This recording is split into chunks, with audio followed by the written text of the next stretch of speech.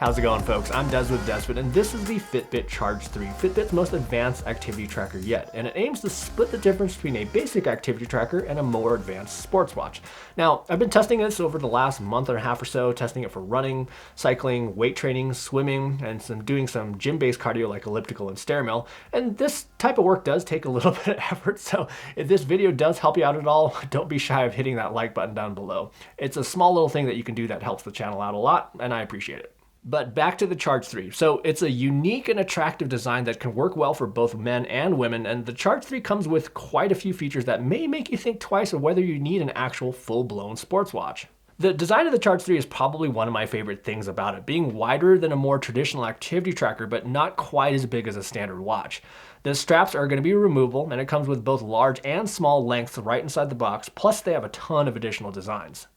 I have about a 190mm circumference wrist, and the small band just barely fits and the large band has a bit more excess. Using the device was one of my concerns. So when a device is this small, compromises generally have to be made in terms of usability, but Fitbit chose just the right size where it's going to be extremely wearable but still has really good usability. The touchscreen display is nice and responsive, and you actually have swipe gestures in all four directions rather than just two on competing devices. And then along with the touchscreen, there's also a non-physical button on the side that provides some vibration feedback when you press it. And again, I think they chose just the right size to allow for good usability.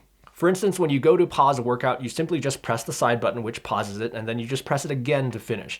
It's really easy and intuitive. And I'm not going to go through the entire menus in this video because I already did that during the unboxing video, but if you want to check that out, you can see that video right here. And protecting that touchscreen is going to be Gorilla Glass 3. And if you know me, I'm not exactly the most careful with my devices, but the Charge 3 held up perfectly fine over the last month and a half of testing. It is also going to be finally waterproof down to 50 meters, and I had no issues while testing it for swimming, which we'll go over here in a second. In terms of its smartwatch type features, it offers notifications that are, again, surprisingly usable for a device this size. And if you purchase the special edition model, you'll actually get Fitbit Pay, but I wasn't able to test it because this is the not as special edition. And then another thing I was not able to test, unfortunately, was Android quick replies because I currently do not have a functioning Android phone. The battery life was really impressive. I easily got 7 days out of it, even while using it for plenty of activities during that week. And funny story, I actually lost it inside my house for about 7 to 10 days, and when I found it, it still had a medium battery left. For daily tracking, I found the calorie calculations to be pretty realistic, but the step counting is going to be very generous, just like other Fitbits.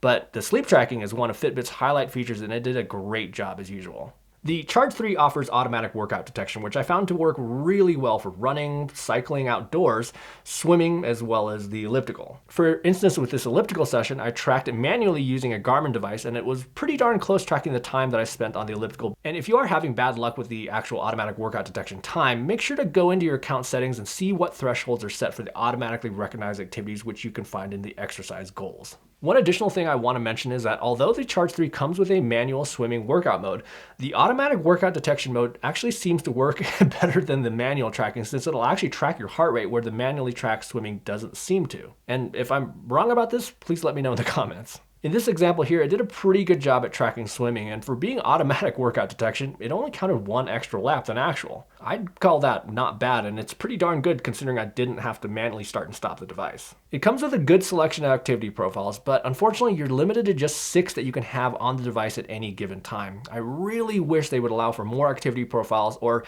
just have all of them on the watch itself, because it's kind of a pain to have to go back into the app and switch those around. In terms of outdoor activities, the Charge 3 does not come with GPS, so you will need to carry your phone if you want to track distance outdoors. The GPS performance will be dependent on your phone, so I won't be comparing distances here. However, with running, it will break out your splits. It'll give you time and heart rate zones, a nice little heart rate graph, as well as calories burned and an impact on your day. Now, taking that indoors, the Charge 3 was a little bit short on calculating indoor distances, being off by about anywhere from like 5 to 10%. Now, it is important to run outside first, being paired to your phone so you can utilize the GPS along with your cadence to more accurately estimate your indoor running distances. But if you do find it to be wildly off, you can actually go into your account settings in the Fitbit app to adjust your stride length, which can help. And by the way, you can use either the run or the treadmill profile to track an indoor run, and I really didn't see a difference in terms of the data that was actually collected. For heart rate, it was pretty in line with most other devices where it'll produce a generally pretty good average and max heart rate for most activities. But overall, it did a pretty good job. It was pretty good tracking the couple breaks I took here when I did some adjustments on my bike trainer. And then for weight training, it wasn't bad either, coming in pretty close to an external heart rate monitor. But as you can see, it did track a little bit high at the beginning. It was actually pretty close to both an external chest and heart rate strap, being about 3 to 5 seconds behind, but I found it to be pretty reliable for the most part. But I did have 2 occasions where it tracked an excessively high heart rate, so it's definitely not perfect, but these were just 2 situations out of dozens that I tested. So overall, I like this device quite a bit. I'd give the heart rate like about a 7.5 out of 10. It wasn't perfect, and I did have those 2 occasions where it tracked an excessively high heart rate, but overall, I think it did a pretty okay job. Step counting is gonna be just like on the Fitbits, but I did find the daily calorie calculations as well as sleep tracking to work pretty darn well. And although it does not have GPS, the indoor running distances were pretty acceptable. And it wasn't perfect by any means, but again, you can always go back into the Fitbit app and adjust your stride length if something is gonna be crazy off. But the 2 things I love about the Fitbit Charge 3 is going to be the design and the size. It's small enough that you actually could forget that you're wearing it, but it's still large enough that it's going to be usable. It's an incredibly attractive device, and it comes in a lot of different styles to suit your needs. And if you're looking for simplicity, this could be right up your alley. So if you're thinking about picking up the Charge 3, I do have some links in the description below where you can check it out, and they do help out the channel without any additional cost to you. Anyhow, if this video did help you out at all, please hit that like button down below and also subscribe to the channel for plenty of fitness and sports technology reviews that are coming soon. And in the meantime, go have fun with your fitness, and we will see you in the next video.